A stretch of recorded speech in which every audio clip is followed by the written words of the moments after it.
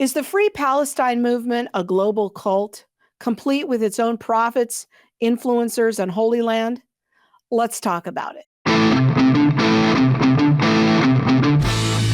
I recently came across this video on X making a very provocative claim. The speaker frames the Israel-Palestine conflict as a cultural phenomenon where social media has become a battleground for ideologies. Free Palestine is not a movement. It's a new religion, and the liberal West has converted en masse without even realizing it. It's not about land or liberation. It's a belief system built on a lie. It has its prophets, the influencers, washed-up actors, and failed academics delivering truth as revelation. It has its martyrs, or the children of Gaza, used as human shields, sacrificed by their own leaders. Its high priests, the corrupt UN and NGOs who dictate morality and who the world must love or hate. And of course, it has its devil, me, the Zionist, cast as evil incarnate for believing Jews have the right to exist and govern themselves in their ancestral homeland, Israel. To question the doctrine is heresy. To ask about its billionaire leaders is blasphemy. To mourn Israeli lives is apostasy. They wear keffiyehs like crosses, chant slogans like prayer, and repost rage bait like scripture. Gaza has become their holy land, but the place where they worship is right here, online. The facts don't matter. The evidence doesn't matter. What matters is being part of the congregation, the global cult of the righteous. Outrage brings belonging. Protests offer salvation. Shame Israel and donate funds, and you are cleansed of Western guilt and reborn as righteous. You're either a believer or a monster. There is nothing else. But where does the money go? There's a powerful video that's going viral on X right now. And I'll admit that when the war in Israel started in October of 2023, I had very little understanding about Israel, Gaza, Hamas, or the dynamics in the Middle East. I definitely did not have the rapid rise of Jew hate on my bingo card, as I've seen in the last couple of years. And since then, I've spent considerable time developing long-form content about these very complex issues. I'm going to link to that playlist in the description below. But after all of the study and all of the conversations that I've done, I really think the whole debate comes down to one central question. Either you believe that Israel has a right to exist and to defend itself, or you support the Palestinian struggle to annihilate Israel from the map. There really doesn't seem to be a third position. Now, I think that Christians can differ about how best to partner with the modern state of Israel. We could debate a lot of things about Israel and their policies, and I don't think that we should use Genesis 12, 1-3 as kind of a blank check for Israel to be able to do whatever they want and however much it costs and whatever wars we have to support them that they want to participate in. That's not my position. I think we can debate those points and we can look into them and discuss them. But as a general principle, from a pragmatic geopolitical perspective, I do think it's better to support Israel as a larger geopolitical partnership with other countries that have already normalized relations with Israel in the Middle East based on the common belief that Israel does have the right to exist and it does have the right to defend itself against terrorist organizations. I think it is better to do that than to support terrorist organizations that want to wipe Israel off the map.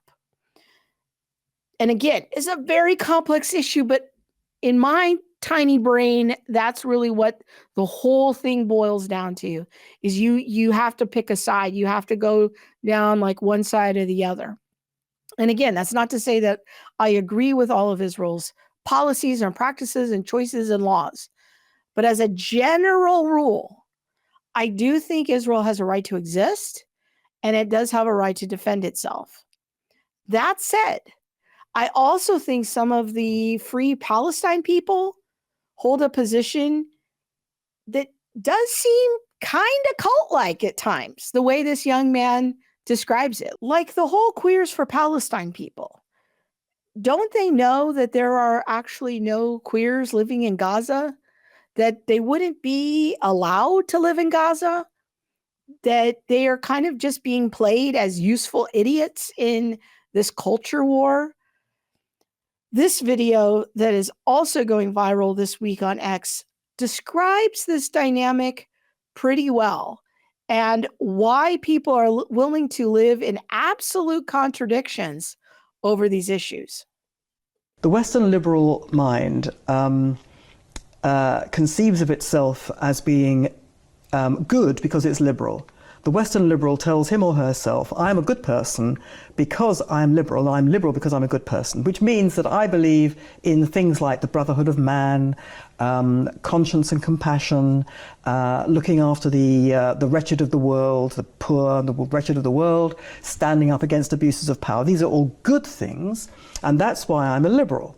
And I'm a liberal because of all these good things. So, one of the expressions of my goodness and my liberalism is that I support the Palestinian Arabs, who I think are an oppressed people, and they are oppressed by the Israelis, who have taken their land away from them, and they are oppressing them. Now, every part of that, in my view, is a lie. But put that to one side. This is what the liberal progressive thinks. And the liberal progressive thinks that supporting the Palestinians is therefore something that makes the liberal progressive a good person. October 7 happened, and suddenly you have a situation in which the people that the liberal progressive has supported as being oppressed, and everything they do is a legitimate defense or resistance against oppression, suddenly we can see that those people have turned into the most bloodthirsty savages that could ever be imagined, in which the people that they have supported as being oppressed are good people because they're victims, are these savages. And the people they have represented as oppressors are the victims. They can't have that. Because if they have that, if they admit that that is the case, then their entire worldview is shattered, because the people, you know, the cause they have supported as representing goodness is shown to be evil. And what does that make them? It makes them evil. So they can't have it. So what do? They go to extraordinary lengths to pretend that black is white, that justice is injustice, that oppression is resistance, and vice versa. So they have to represent the Israelis as being at fault. The Israelis are to blame for what's happened. So there is no better way of blaming people than accusing them of the very thing they are the victim of. Projection. So you accuse them of genocide. We hear it also regularly. The Israelis are accused of being Nazis. It's the same thing.